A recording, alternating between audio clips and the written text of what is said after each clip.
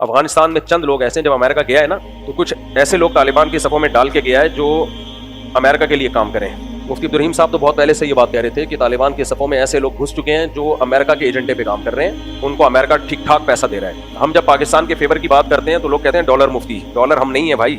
اس وقت جو طالبان میں چند لوگ، میں نے بتایا طالبان اس تحریک کا نام نہیں ہے کہ پاکستان کو اٹیک کیا جائے یا پاکستان کو مارا جائے۔ مفتی عبدالرحیم صاحب کے 2 بھائی اس لڑائی میں شہید ہوئے ہیں۔ جب اگر انہوں نے جہاز سے یوٹن لیا ہوتا نا، پہلے ایک بھائی شہید ہوا، اس کی جنازہ ہم نے خود پڑھا ہے، پھر دوسرے کو بھیجا وہ بھی شہید ہوا، پھر باقیوں کو بھیجا وہ نہیں ہوئے شہید، باقی 2 شہید ہو گئے۔ اس لیے مفتی عبدالرحیم صاحب جتنے اس معاملے میں افغانستان کے ساتھ اور افغان طالبان کے ساتھ مخلص ہیں، لیکن مفتی عبدالرحیم صاحب کی شروع سے یہ دعوت تھی کہ افغانستان کی سرزمین کسی دوسرے ملک کے خلاف استعمال نہیں ہونی چاہیے، نہ امریکہ کے خلاف نہ کسی اور ملک کے خلاف، کیونکہ اس سے کیا ہوگا، وہ دوسرے ملک پھر اٹیک کریں گے، پھر آپ جنگ میں آ جاؤ گے تو سکون سے کب بیٹھو گے آپ۔ تو اب وہی ہوا ہے، پہلے ملا عمر کے دور میں افغانستان کی سرزمین استعمال ہوئی مختلف ملکوں کے خلاف، ملا عمر نہیں چاہتے تھے کہ استعمال ہو لیکن ہوئی، اس کا نتیجہ کیا نکلا، نیٹو کی افواج نے مل کے افغانستان کا بیڑا غرق کر دیا۔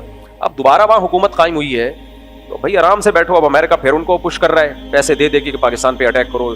بھائی انڈیا نے آپ کو اندر گھس کے مارا ہے، اس کو تو آپ کچھ نہیں کہہ رہے۔ رشیا نے آپ سے کئی سال لڑائی کی ہے، لاکھوں افغانی شہید کر دیے، ان کو کچھ نہیں کہہ رہے۔ پھر پاکستان کیا کر رہا ہے، اب افغانیوں کے لیے بھی مسائل کھڑے کر دیے ہیں، ورنہ افغانی یہاں سکون سے رہ رہے تھے نا، ہزاروں نہیں لاکھوں افغانی، لیگل بھی ان لیگل بھی۔